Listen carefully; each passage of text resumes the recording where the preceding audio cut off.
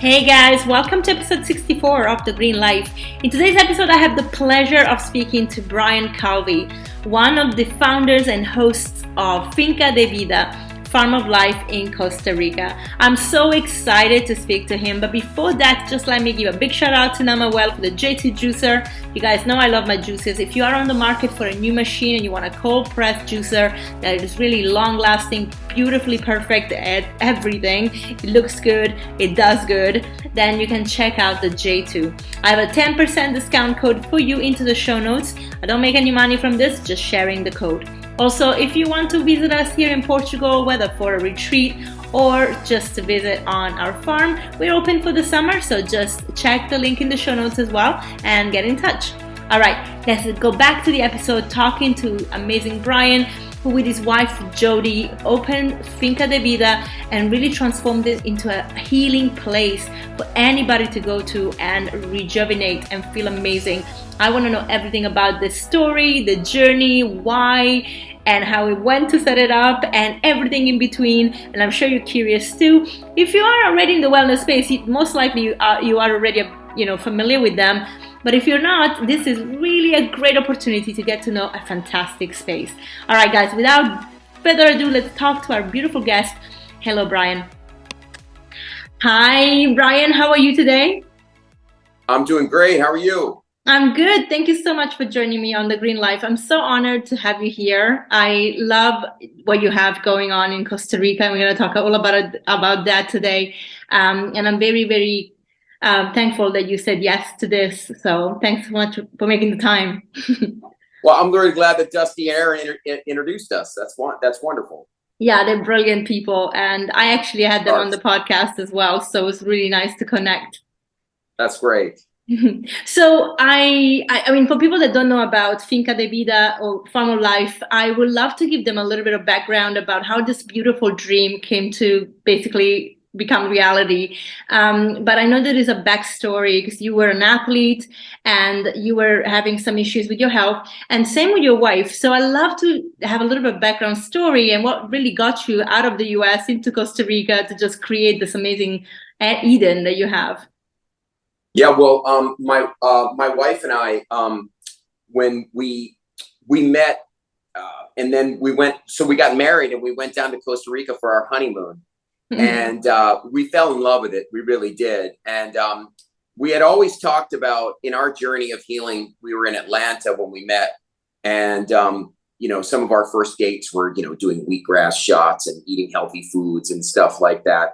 And then we decided to get married, and then we go down to Costa Rica, and then we see this paradise. And I always wanted to, when I was very sick, I always thought, well, if I get well again, then I'm going to want to give back. I want to start an affordable healing center, where there's clean air and fresh water, and it's around the backdrop of a farm where there's fresh food and fruit trees and herbs, and people can just go right out of their cabin and pick it.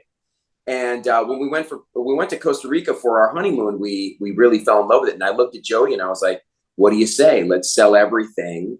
And we had good lives. We had really nice lives in Atlanta, and just start over again and start a healing center. And she looked at me and said, go, let's do it. Let's go for it. And we embarked on that journey very early on in our marriage. And when we went down there, we didn't look back. I mean, it's been an incredible journey, and I wouldn't change it for a thing. It's been awesome. Wonderful. So that was how long ago? That was we bought the farm in 2006. Okay. So about 15 years, right? Yes. Yeah, perfect. Well, actually a little bit longer than that, but amazing. And so just tell me a little bit about your life in Atlanta. Like, you had a good life, but you were not feeling well, right? Like, what was the struggle that you guys were having? Yeah, well, for me, I guess it started around about 1997, 1998. I was a professional tennis player. I finished my career, and then I fell back on my degree. And so I was a high school teacher. I was teaching psychology, sociology. And about 3 months into teaching, I couldn't move. Everything just kind of locked up on me. My body just kind of locked up on me. And of course, what do? You go see the doctor, right? Everyone says, well, go see the doctor. And I call that the beginning of my rinse and spin cycle of Western medicine, where when we're made to believe that the doctor is always right. We're made to believe that the guy in the white suit, regardless of their health, is always right. And so I went to see specialist after specialist. They tested me for Lyme. They tested me for lupus. They tested me for HIV/AIDS. And I had all these symptoms of what they call chronic fatigue syndrome, fibromyalgia. And they really could never figure out what was wrong with me. And then, of course, some people were like, hey, this is all in your head. And I was like, wait a minute. I was a successful athlete. And now you're telling me it's all in my head. No. I'm not one of those people, that just makes up stuff. So that was a very difficult time for me. And I'll never forget the very last specialist I saw in New York City. He looked at me, and I appreciated this, though. He looked at me and he said, look, and they ran all kinds of tests. And I was a human pincushion for many, many years. He looked at me and he said, look, there's no cure for what you have. You have chronic fatigue syndrome. You have fibromyalgia. I would never do surgery on you. Because at the time I was so desperate. He was thinking about doing, there was a surgery called Arnold Chiari malformation, where they open up the top two cervical vertebrae. And some people were getting relief from chronic fatigue syndrome. And after all the tests he ran on me, he looked at me and he said, you're crazy. There's no way I would never touch you with surgery. He's like, you're just going to have to accept that you're not ever going to be the same. You're never going to be the athlete you used to be. You're always going to need to be on medication. You're probably going to need to seek counseling for your chronic pain and for your life change. And he said, I'm sorry that this has happened to you, but this is the way it is. And I remember at the time I was living in Atlanta, and I had a 14-hour drive home from New York City to Atlanta. And I felt I'm not the type of guy to feel sorry for himself. So I spent a little bit of time crying, being like, what in the world just happened to my life? I went from top athlete to now sick. But then immediately I said, that was the drive that it changed my life, because for many years, for about 7 years, I searched from without to find my answers. Then in that moment, the light flipped on and I said, I'm going to become my own doctor. And now I'm going to flip it and find the answers from within. And that changed my life. I started reading books on, just mind, body, spirit, different books. And I embarked on a journey. I changed my diet, raw vegan, very strict raw vegan diet. I started working on, which was the most important thing, is I started working on all the anger I had towards an alcoholic, abusive father that, I realized was really the source of my disease and my illness, was the deep rooted anger that I had towards my father. And then I started learning to quiet my mind down, because thoughts create things, right? Mm-hmm. I started to learn to quiet my mind down with meditation and prayer work. Wow. And in a year and a half, I had cured my own illness. It was gone. I was a completely different person. Wow. And by this time you had not moved yet. So you really did everything while you were basically living the grind, right? Like in the city. Absolutely. Wow. That's why I always tell people when I'm in Costa Rica, of course, I created this beautiful bubble now so people could come in and empower themselves. Mm-hmm. But I didn't do it in a bubble. I did it with, groceries, organic, I searched around for the best prices and I found, the organic grocery store food. And I made the best of it in the suburbs of a big city like Atlanta. So I always tell people, if I can do it, you can do it. Yeah. And you did it at a time when this was not even mainstream. So being raw vegan was very fringe. Nobody actually talked about it as much. Like only the hippies were doing that. So wow, well done. Kudos to you. It's very funny. I'm here in Naples, where I grew up here, in Naples, Florida. And my parents, lived right down the street from where we're talking. And when I grew up here, there was I never heard of a vegan restaurant or any. Now I can go have a vegan breakfast right now at about 2 miles up the road. Wow. Yeah, I know, it's crazy. I Yeah. know. I mean, for us, London was obviously vegan everything and everywhere, very, very Right. uh, accessible. Here in Portugal, we moved to the north part of Portugal. We kind of did the same thing as you did on a very smaller scale, not in the jungle. Um, and we living on a farm and learning everything about growing food and doing everything from scratch, and that sort of was, I needed to get out of the city. But it's so funny how we moved here, and although people have access to so much wealth of fruit and so much fruit like everywhere, it Yeah. goes to waste. People Yep. here waste. I'm like, are you nuts? What? I'm like, I go picking oranges like from everybody's trees. I don't even care if they arrest me, but I'm just like, do not waste the food. It drives me insane. And we I can't know. find a vegan place, but we can find the fruit. Same thing here in Florida, where my parents live. They have grapefruit trees and orange trees all over their complex. No one touches them. No And then they one. probably go to the store and buy, right? Yes, it's great. I know. I'm like, what on earth? I know. I know. Oh my God. Even, I tell you what, even in Costa Rica too. Costa Rica, the main diet is rice and beans, Mm. eggs, meat. They don't even eat with all the abundance they have of fruit and vegetables in Costa Rica, it's not much touched either. Wow, I can't. That's surprising. I mean, I know from the blue zones, Daniel Butner did a very good job at seeing what people eat, and it's mostly rice and beans come up all the time in all the blue zones mostly. But it's yeah, I can't believe that anybody wouldn't really just have an abundance of these beautiful healing human food, really, because we are mostly frugivores, so we should be eating this fruit and not really. The beans are great, but they're still more acidic. Like we want alkaline. It doesn't, isn't it crazy that we have been It is. just told these very wrong information, and then when you try and find truth, people think you're crazy on top of it. Yep. Yeah, I mean, we all go through that. All of us, crusaders in this health movement. People think you're weird. I mean, my brother and my sister, they think I'm, nuts. And I just say, hey, look, I mean, everyone has the right to choose for themselves in their life.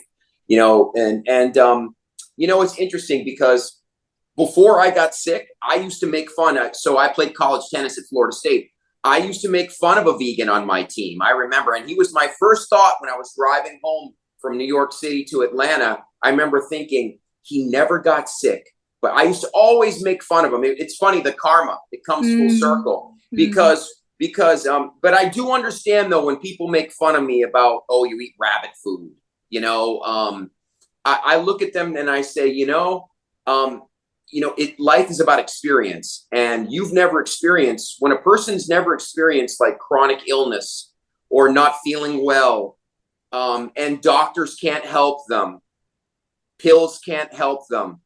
That's a different feeling and a different experience. And then when you choose a different way of living and it cures you, you become very passionate about what did it for you. When someone's never experienced that, I get it, because it's not the mainstream is to just, eat whatever and live, live the way you want to live. Eating healthfully isn't part of that. So I do empathize and I do understand, because I was on the other side of that at one point. Yeah, I was too. I wasn't making fun so much of them, but I was definitely like, that's weird. I will never go vegan. And, Yeah. I'm like, why? Like, why? And I studied nutrition the first time around because I went back to school. I'm like, okay, I learned the wrong things here. And you learn the biochemistry of, you have to have protein because they have the amino acids. Like nobody ever broke down the fact that actually your body has to break down the protein into amino acids because you're not using the whole freaking thing the whole time for everything. It's Exactly. like, oh, okay, hold on a second. So that was like, oh, vegans, what? But then I got sick. I wasn't getting sick. I wasn't debilitating sick. I wasn't like not moving or in pain, but my sugar was too high. My cholesterol was too high. And I'm like, but I have the perfect diet. I was eating exactly what the doctor would prescribe, who doesn't study nutrition. So I was just like, what? And then I heard this talk by Dr. Neil Barnard when I was doing my coaching course. And I was like, I never heard anybody say that fat is the issue with sugar, high sugar in the blood. Let me just try this out. And then magic just kept on happening. And And then I noticed something else. You said, people, if they're not sick, they don't really understand. Equally though, people, if they don't feel better, if they don't know that they can feel better, they get used to feeling mediocre. And so they live a Right. life feeling that way, and they think that's normal. Sure. Right? That's why I The think a body, cleanse. yeah. The body's an amazing organism. It will adapt to whatever it is that you're doing. Yeah. Not optimally. And this is the reason for early aging, right? So the body will adapt. You can eat, what we think is not good food, right? And you eat that processed food all the time. And this is the reason why we see, Alzheimer's and ADD and all these chronic illnesses. It's from, of course, one of the wheels of it is diet. It's improper diet, and the body ages. You only get one car, right? Your body in your life. You can't trade in for a new car, right? Your body is your body. That's what you got.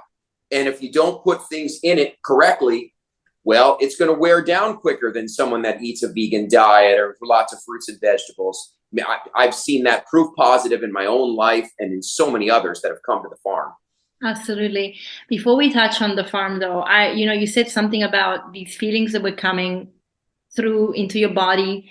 There was a lot of psychosomatic from trauma from childhood.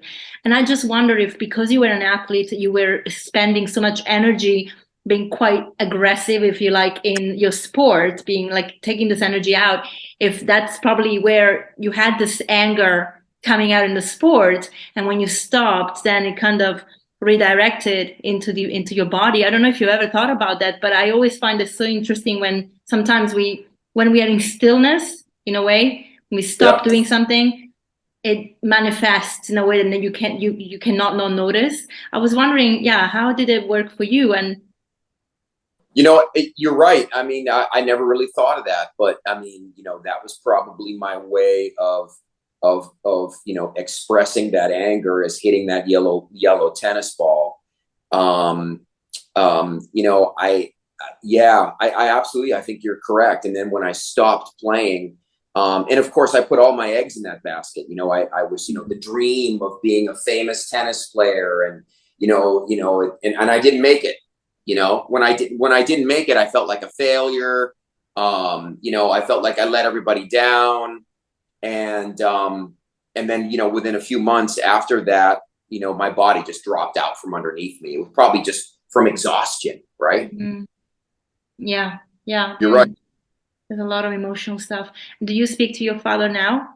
Oh yeah, we're good friends. So my father's what's interesting is that when you change, sometimes you spread that light. So when you start to change, my father changed too. And my father, I just saw him yesterday for Mother's Day, here in the United States was Mother's Day. And so I saw my dad and my father. I've really worked on forgiveness, and I've let everything go with my dad. I really see it from a very different perspective. And of course, this is what I work with our clients on too, because if you can't get to the emotional core of illness, it's very difficult to fully cure the illness with just food. Usually illness is an emotional thing. And maybe the beginning of the healing starts with eating healthy food. And then that opens you up to go deeper into healing shame, guilt, fear, and anger. I call them the big four. And to finding that love and that forgiveness with it.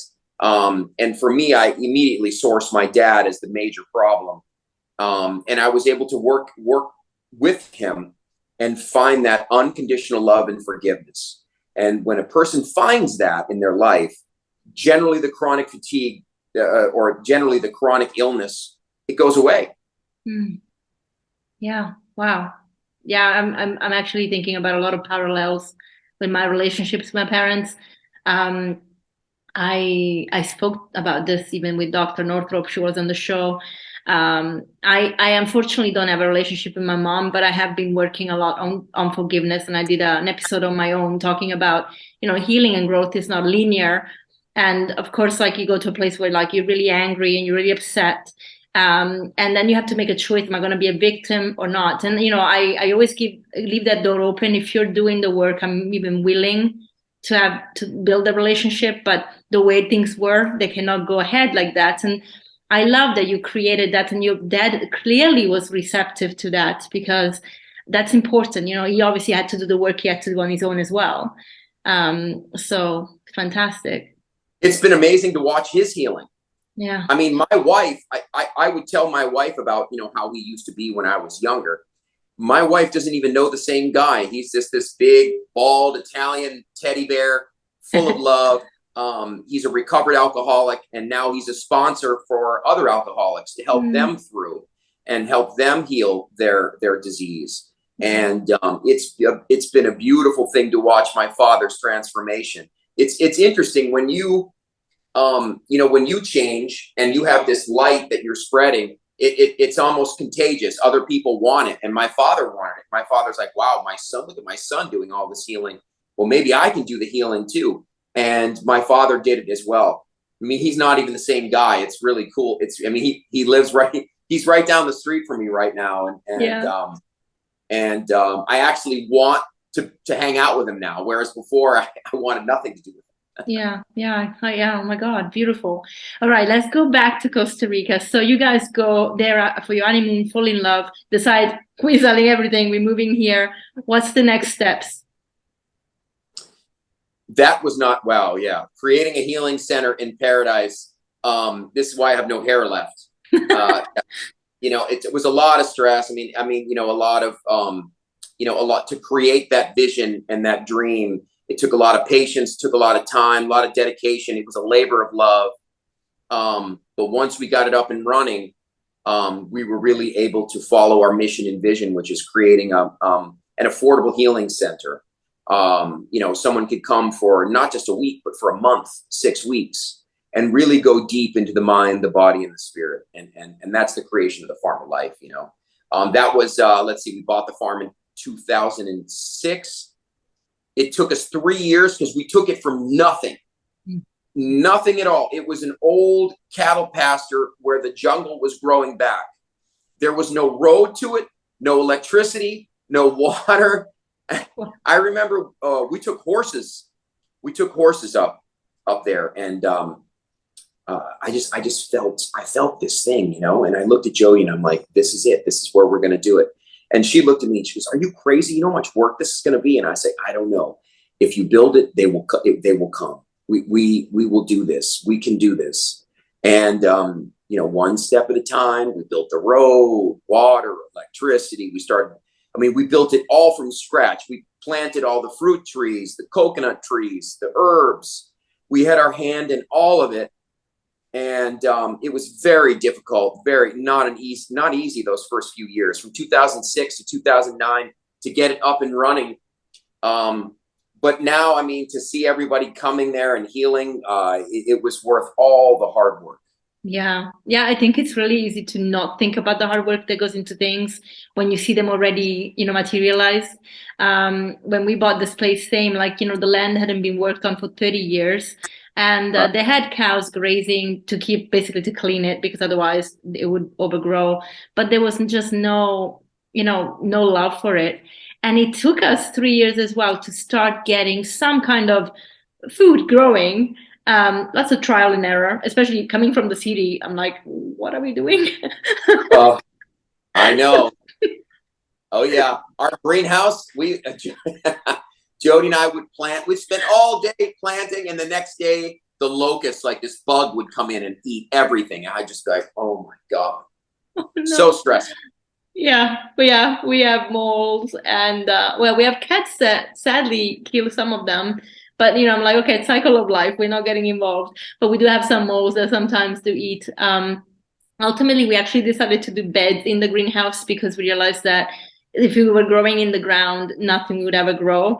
The weeds here, they're strong. And I'm sure in the jungle, same. So yeah, I can imagine. I can actually picture you guys going there and having to transform everything. Definitely labor of love, because if you don't love it, you're not going to do it. It was so difficult. The greenhouse was our hardest, because in the tropics, fruit trees, pretty easy. You can plant a fruit tree and it pretty much grows. Yeah. But greens and herbs, oh man, there's so many different insects that eat all the greens and herbs.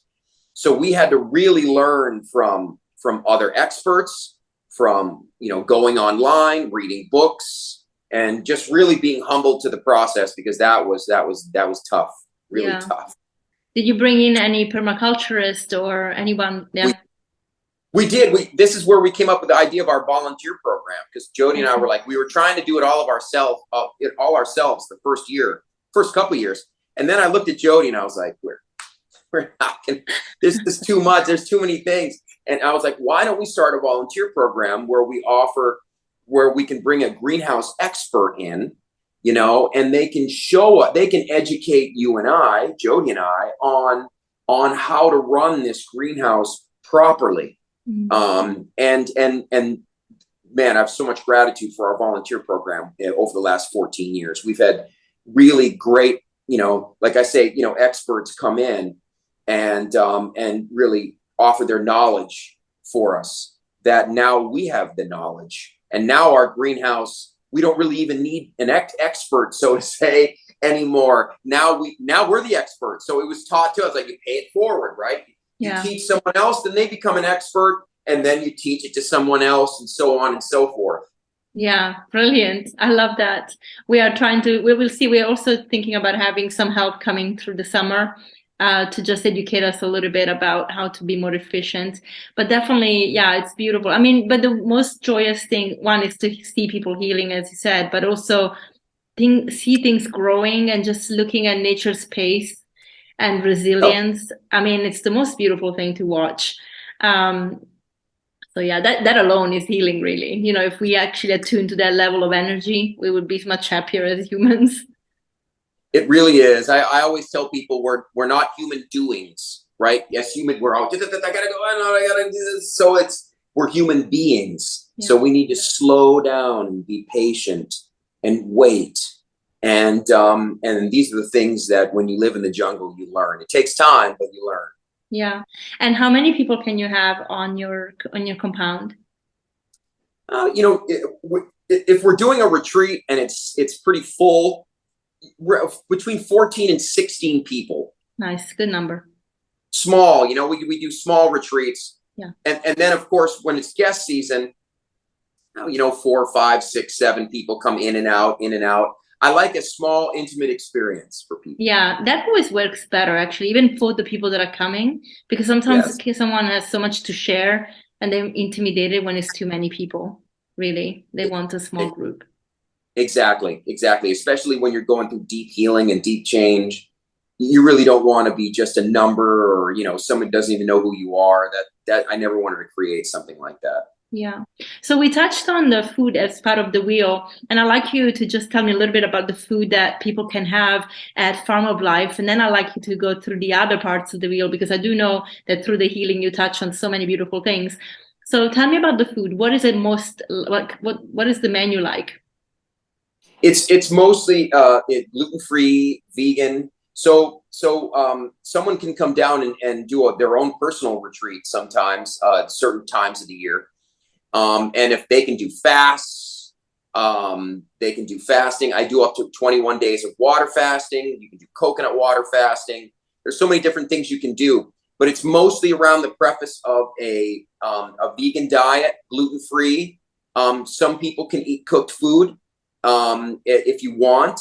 If you're in a retreat, for example, Dusty and Aaron's retreat, so it's their retreat. So they bring their people to my farm, and they pick the diet, right? Mm-hmm. And so it's for their retreats, it's fruits and vegetables throughout the day, like almost raw vegan. And then at night, it's a nice gluten-free vegan cooked meal. Mm. And so we keep it that way. There's 3 rules. There's no meat, there's no alcohol, there's no smoking of any kind. And if we're going to work with a psychedelic, which opens up a whole huge other conversation, but if you're going to work with a psychedelic, it must be done in ceremony with an intention. Yeah. So tell me a little bit about that, because I feel like this is what a lot of people are going to be like, woo, do you have a shaman there? Well, I work with peyote. And I wouldn't call I'm not a shaman, but I really received the call to work with the plant. So I do some, groups and one-on-one sessions with peyote, which is a cactus, and really it's beautiful. It teaches presence and oneness and the power of now. and I have some of the psychedelic plant growing in my greenhouse. We have shamans in our valley that work with ayahuasca. Again,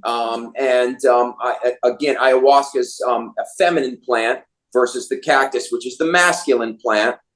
And ayahuasca is, it's much more ritualistic, much more ceremonial. It's very important to do it in ceremony. And we have shamans in our valley that do that, and we can take people to that, or the shaman will come to us and we will do ceremonies at our place.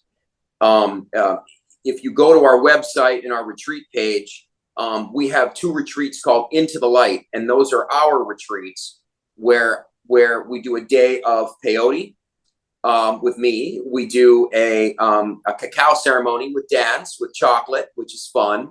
And then we also do a night of ayahuasca with our shamans in the valley. And that's a very powerful experience. Ayahuasca is a little more intense because it's more about surrender and letting go. And it's a very within experience. And, it can be a little scary for people, but very healing on the other end. Yeah. So you've been in that space for quite a long time. And I feel like one of the things that comes to me is obviously having shamans in the valley makes it, it's the opportunity for you to actually get to know the real practitioners, because I feel like with this trend of everybody wants to be a shaman, everybody wants to do ayahuasca and psychedelics, there are lots of frauds. And I think that's very dangerous, but also disrespectful to the plant and to the people. So how did you navigate this rise in this trend? Obviously, people are probably asking about doing these sessions and actually having to find the original, truthful, medicinal man. See, for me, when a lot of people now want to do it, it's all the rage. Everybody, they want to come to Costa Rica and they want to do ayahuasca. My center is more the integration place. Generally, when you do a psychedelic and you have a deep, deep ceremony, it teaches one of 3 things. What is my diet like? What are my thoughts like? And what's my connection to my spirit? And we're doing those things with doing yoga on the farm, eating healthy foods, the vegan foods we were just talking about, reading books like Radical Forgiveness by Colin Tipping, which teaches unconditional love and forgiveness. I would much rather do the integrative stuff rather than constantly do the psychedelics. The psychedelic is not to be done all the time. It's to be done maybe once or twice. You get the lessons and then you work on your lessons. A lot of times people, they don't work on their lessons and then they have to do it over and over and over and over again because they don't want to do the work. And in life, you got to do the work. You got to change the way you eat. You got to change the way you think. You got to meditate and pray. I always say those 3 things every day, and that's to be done without the psychedelic. Yes. So you use the psychedelic to get the lessons, to learn, and then you must change what the psychedelic taught you. The psychedelic may have taught you, hey, you need to do this, this, and this. Well, you have to work on those things. A lot of times people don't want to work on those things. Yeah. And as far as shamans, we have, yes, I've heard some horrible stories about, everybody wants to be a shaman now.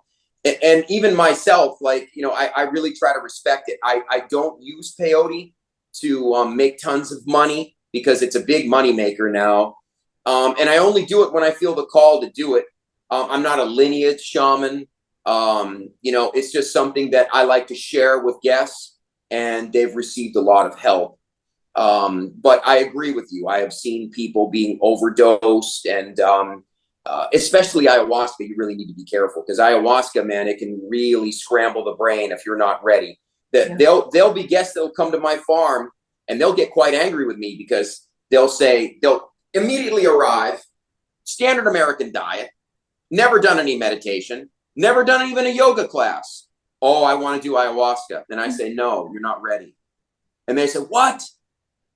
You don't have the right? And I do have the right. Like, you are not ready to do ayahuasca. It would be irresponsible for me, for you to do an ayahuasca session, and all of a sudden you become schizophrenic and you don't know what the heck just happened to you because you've never done meditation. You've never prepared your body. You haven't prepared your mind. And so on the farm, we really prepare people before they do a ceremony. And if they're not prepared, I will not allow them to do ceremony. And I always tell people, look, you can check out of here. There are many other places in Costa Rica that want your money. They charge, oh God, it's crazy now. They charge $400, $500, $600 sometimes for an ayahuasca ceremony. And these shamans are making lots and lots of money. So I really, my farm aligns itself with authentic medicine people, authentic facilitators that care about the guest, the client, and want them to, come away with the psychedelic experience with all the positives and all the lessons and not any of the negatives. Yeah. I love that you said that. Thank you. I love the kind of ethos and values. Thank you. I think a lot of people will appreciate that. Yeah. I certainly do. I feel like making sure that it's not economic and it's actually for healing. This word has been thrown around so much in the most awful way. It's just so disrespectful. And so when I love that you're really being authentic in it, because this is what it's all about. If you have a calling, if you have a connection, like you have this connection with this plant is teaching you something, and now you have to share that lesson with other people. And I completely agree with you. Like the hardest part is not doing even the ceremony. It's actually after. If you're not doing the work, don't waste your time. Exactly. I'm very strict. I guess I'm an intense masculine energy, so a little bit sometimes. And sometimes I can tell people, look, I'm sorry, but you're not ready to do ayahuasca. You're not. It could be very scary for you. And that's not the point. I want you to get the lessons. I want you to get a deep healing. But until you've changed your diet a little bit, you're working on the emotional component. You're doing yoga, you're meditating a little bit on your own. To me, to just go, I've seen it. I've seen someone come in standard, like McDonald's diet, standard American, and then do an ayahuasca ceremony, and it is not pretty. It's not, and it's unnecessary to me. Yeah, I know, right. Bring a few buckets here. Yes. No. In fact, even the proper shamans would tell people dieta, the diet is so important. Like you have to prepare. You can't have McDonald's and come here. It's not going to look pretty. So a lot of the things you mentioned are very, obviously, there's the resilience of the mind, and there's connectivity. There's a little bit of the esoteric things. And I think you mentioned very, very lightly in one of the interviews with the Stanzik about chakras. And I am curious about how you really delve into the more esoteric, and aside from doing psychedelic, which obviously opens the door to spirit, how did you find that connection coming from a city life where we're not exposed when we are in a city to the cultural, to the real essence of nature? We may hear about these more esoteric things because now yoga studios are everywhere, but it's not the same as when you're actually living where you are in nature, exposed to the element, talking to basically all these watchers that are in plants and in the stars, and that you are connected to spirit. So how did you transition into this knowledge, and how and then I love to hear about chakras, because I think the way you talk about chakras is such a beautiful thing. So it's funny, it's for me it was so simple, but it was when I was really desperate in Atlanta, again, I used to make fun of the esoteric, which I think is so funny. They're vegans and mystical people and psychics. And I thought, what a joke. But I was, again, desperation will make you do many things. And so I was desperate, very sick. And I was in a crystal shop. I don't know why I was in there. I'm sure spirit brought me in there. I'm in a crystal healing shop. And I hear a group of people talking about sun gazing, the practice of Surya yoga, staring at sunrises and sunsets. And I thought, what are they talking about? So I went over there and I just said, what is it that you guys are talking about? I might want to do it. And they were like, well, tomorrow we're going to hike up a mountain and we're going to chant and watch the sunrise. And I thought, I'm going to do it. I kept telling myself, everything, Brian, that you think is ridiculous, I want you to do. And I did it with them. And that practice has changed my life. So I love I guess I'm a Surya yogi, whatever you want to call. I love to stare at the sun. I've been staring at the sun now since 2001, and I love it. And so everything that exists inside you exists outside you. And so, Mother Earth, is 75% water.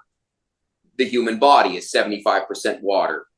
The sun represents the third eye, or the inner eye, or the pineal gland. So if you stare at the sun enough, you will become your mystical self. You just will. There is no other way around it. If you stare at the sun for a number of years, safely, of course, and I teach it safely, you just will open up the window to your esoteric, as you say, esoteric self. And everyone's a shaman. Everyone is a medicine person. But for me, I opened it up simply staring at the sun and loving it and getting better and better at it and wanting to know more and more and more and meditating more and getting still more and connecting to my spirit more. So the sun has become my guru, or my teacher, and it's taught me so much about mind and spirit. And it also, when you do it enough, as I was doing it, you start to see auras and voices start to come in, angels, and it gets kind of crazy, man. Like I don't know how deep you want to go. Oh, go ahead. I love this. I thought I was going crazy for a while, but then these people, a lot of mysticals and psychics they were able to help me hone my skill of being able to have a linear conversation like this you and I are having right now, but then also flip at the same time, being able to see what's out of sight, which was developed by Surya Yoga, staring at the sun. And all of that does is it develops your inner eye. And when the inner eye develops, your life will change. You will become the mystical you. And this is why I teach it. I have these huge stone spirals. If you've seen my farm at all, I have these 2 big spirals devoted to the practice of sun gazing. And I in all of Dusty and Aaron's retreats and everyone that I come in contact with, I try to teach them to stare at light, to stare at the star, the giver of life on this planet. And again, it's just a meditation. Some people like it, some people don't. Some people think it's just way too intense, and I get that. But if people do like it and they stick with it, after a few years, I always tell people, you will not be the same. You can't be the same, because your pineal gland will be activated and wide open, which is the reason for doing all these psychedelic ceremonies anyway. But the beauty of sun gazing is that it keeps it open always, versus the psychedelic, which opens you just for that short period of time, and then it closes you right back down, which is the reason why people do open them. They do it again. Oh, no, I need it again. I need it again. So I try to teach people, look, you need practices every day that keep you open so that your mystical self is always there, not just there during a 6-hour ceremony. And the practice of sun gazing is what taught me all of that. So I try to teach people as much as I can. So for me, when a client comes, when Dusty and Aaron were interviewing me, I was talking to them about chakras, because you can see what's blocked and what's open in a person's energy body. And so I teach health and healing a little bit differently. I teach it based on the energy wheels that I see are blocked. And those are colors, color therapy. When you stare at the sun, you're staring at all the colors. And notice what's food. The healthy food is the rainbow colors of life, right? And so if I see, this person's chakra 2 is a little bit blocked, they need more papayas, or chakra 3 is blocked, they need to eat more bananas, I do it in a very different way than all the science of nutrient, which is fine. I have no judgment on that. I understand that too. But if I do it in a little bit more mystical way. I love that. And and again, coming from the science part of nutrition, a lot of things you can't explain with science, because we are spiritual beings, as you said, right? And there is this esoteric link even with food, and actually fruit being the highest vibration that you can have in nature. So when there is a blockage, yeah, definitely fruit is where you want to go. It's a message that keeps on coming back, and it makes sense. I love this practice of sun gazing. I haven't done it, but one thing I've noticed that I never wear sunglasses when I'm outside, and I actually love it that way. Yep. And I see a lot of people are blocking that light with sunglasses, and I can understand why it can bother people's eyes sometimes, but I guess it's a muscle that needs to be trained. I'm not sure. Correct. Is it You're correct? absolutely right. Yep. Because, I always tell people, one of the worst things, the two worst inventions of modern man are rubber-soled shoes and sunglasses. Because rubber stops the energy from getting from Mother Earth into the reflex points of your feet. What is food? It's just energy. Yeah. But you can get energy from there direct. The thing about food is it requires energy, digestion, to produce energy. Yeah. Right? The reason why raw food is so amazing is because it requires the least amount of energy, digestion, to produce energy. Yeah. Everything else, it requires way more energy to digest. And then you don't have energy to heal anymore, or to even deepen your practice with your spirit. So when I've got a sick person on the farm, it is essential for me to connect them to the pranic energies, the energies that require no digestion to produce energy. 1, sunlight, right? 2, Mother Earth. Walk barefoot on Mother Earth. You're getting the energies, the reflex points of your feet. The earth pulses at 9.6 hertz. 3, breathe deep. The air has been charged by air, water, earth, and sun. 4, water. Watch your thoughts, because water carries information. You are water, right? If you've read any of Masaru Emoto's work, right, where he studies water, if your thoughts are hate, well, you'll embody hate. If your thoughts are happiness, joy, and love, your body's water will embody happiness, joy, and love. So it's very important for me to get clients and myself and everyone involved in the pranic energies. So then it gives you so much more energy so that you can develop your esoteric self. Yeah. So how important do you think it is to have a community? Because I find that these practices come much easier when you have people around that you either share it with or do it with, or that are sharing the same views and ethos with you. And it's so much harder, almost, going against the grain when other people are not even interested or think you're crazy, and not so much that they think you're crazy, but you don't have that community around. And I think energetically you feel it, even if maybe you cannot really explain it. So do you find first of all, are you very dedicated that even if nobody's on the farm, you still do the practice? But also, do you find that having people that come on the retreat just helps with that, continuous kind of dedication to it? It's a good question. I in the beginning, I think, yes, you do need which is the reason why I created, I call the Farm of Life a bubble. It's a little bubble where you can go in and you can become empowered on how to live a new way, on a new lifestyle, a way of every day you're working mind, body, spirit. And then when you leave the bubble, then the hope is that you've developed, new practices, new routines, new disciplines, that it doesn't matter. Like, for example, this morning, and people looked at me like I was nuts. This morning I was out there with my crystals, right? The sun shines everywhere. I'm out there, and this is just a neighborhood, right? I mean, and I'm out here. I got I'm renting an Airbnb. I'm like 2 miles from my parents' house right now. And I watch the sunrise, and I try not to, I hide a little bit, so that people don't, aren't freaked out by me. But for me, these practices are important.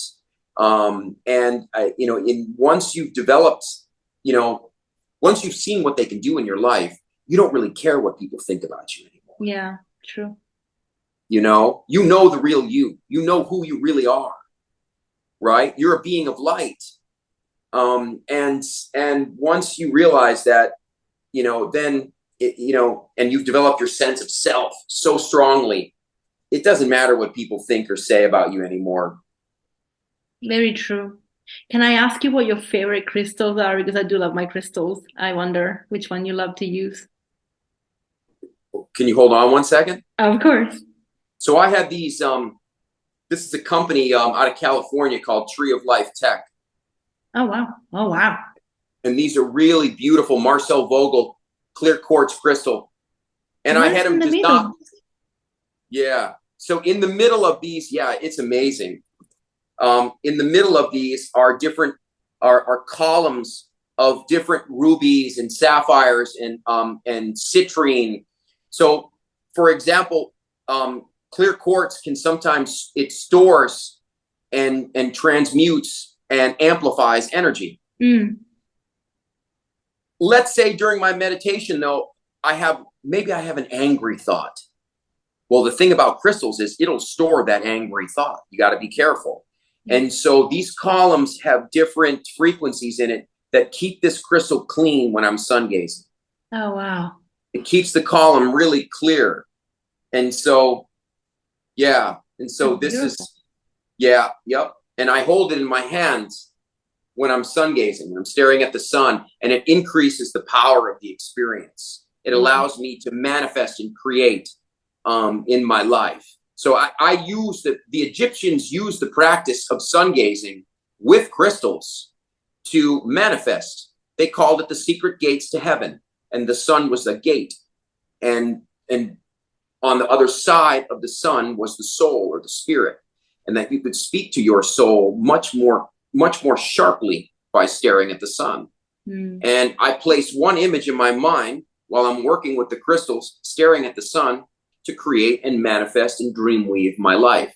And boy, does it work. When you get good at it, you will be able to create and shape your whole life, working with the sun and with crystals. Yeah. Wow, that's amazing.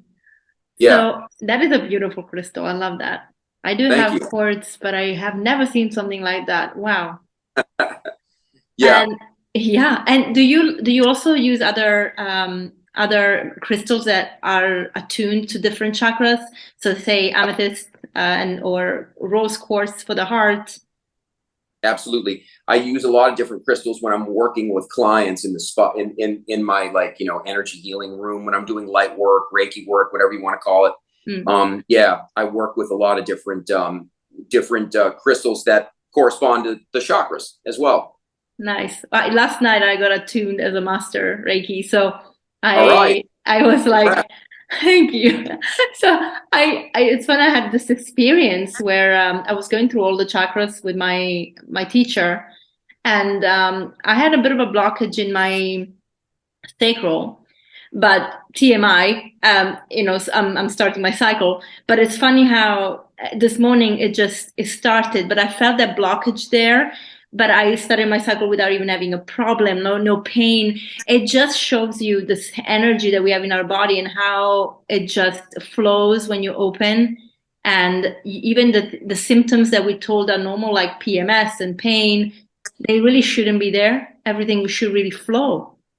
Correct. And there's a definite connection. You're talking about, like, we're talking about diet and fruits and this, that, and the other. When you do start to eat clean and you start to eat the vibrations of the 7 chakras, most people that I've seen, they do thirst for the spirit then, because you're eating spirit food. And so they start to thirst for something more, right? Like, I always tell people, diet's the first part. You start eating healthier foods, you clean the temple out, the temple gets clean. Now you start to thirst for the real you, the spiritual being, right? And these are the things that now, you're learning that, there's, things like menstrual pain and the things that we think of as common. Oh, and they're just normal. That's not true. No. Wow. No, it's amazing. I guess, when we are in a society where, unfortunately, a lot of people don't believe in God. They don't believe in, in a higher force, in our source. So talking to them about frequencies, again, is very hard, especially when they are much in the scientific, in a lab, you are so limited, but yet they think that's the truth of everything. And if it's not in a study, it's not real. And it's really sad because so many people are not getting, healthier. They're not healing.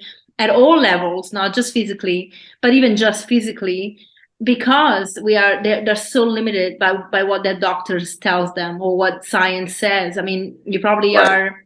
I don't know if you're proactive or active at all on social media, but you have a lot of influencers who, will talk about managing glucose. And it's like, well, the solution is eat fat and protein before the carbs, and that's it. It's a lower spike. And when they talk about what food can people have, it's like ham. I'm like, why would you have death? Yeah, why? to live, Yeah. it doesn't even make sense. There's a lot of misinformation out there, that's for sure. Yeah, my goodness. Well, Brian, tell me about what the vision going forward for Farmer Life is, because I heard that you guys are looking to possibly sell. But I'd love to hear a little bit more about it from you, and also what's the vision for it. Is it you want to sell it, somebody can continue what you created? What's the thought? I really do. The farm is, it's been difficult for me to want to sell that farm. It really, but the one thing I've learned about, connecting with the spirit and stuff is that change is something that is constant. Everything is always changing. I thought I'd be buried on that farm. And my wife was born with juvenile rheumatoid arthritis. And her left ankle and her right knee were completely destroyed by the time she was 3 years old. Wow. So diet, mind, spirit work has helped her a great deal. But the farm is a lot of up and down and mountainous. And my wife is still in a bit of pain. And she looked at me and said, Brian, I think it might be better for me. We actually own property on the Caribbean side of the country, Costa Rica, and it's more flat. Yeah. And my wife experiences less pain. And so I looked at her and I just said, if you want to sell this, and we'll start something a little bit more small over there, that's fine. But I just want to make sure it goes to the right people. There are people right now that are interested in it, but we have not signed the contract yet. So anybody out there, that's hearing this and that wants a really special place. I mean, it is awesome at the farm. Please come on down. I'd love to show it to you. Yeah, I really hope you find the people that can continue your legacy, because I think that's important to keep that healing going. I actually spoke to Chris Kendall on the show a couple of weeks ago. Chris, he loves it there. Like, I did some food there. I love it there. Chris is my best friend. He's lovely. He's stuck in Sweden because he's trying to get his permit, like his residency, so he can't go anywhere. I know. It's crazy. I think he's going to do a retreat with us this season, which is good because I haven't seen Chris. He's such a good friend of mine. I haven't seen Chris in, I don't know, since pre-COVID. Yeah. And so I'm very excited to see him again. Yeah, it's special. I love him. Yes, he's great. Very well. I feel like in this community, we all kind of connecting to each other in one way or another. I love that. It's like, you just find your tribe, even if it's just online sometimes. Yes, exactly. We're a small community, but we're growing, and it's all over the world. And now with the onset of Zoom and the internet being so an effective tool to carry information, it's just growing more and more and more. Yeah.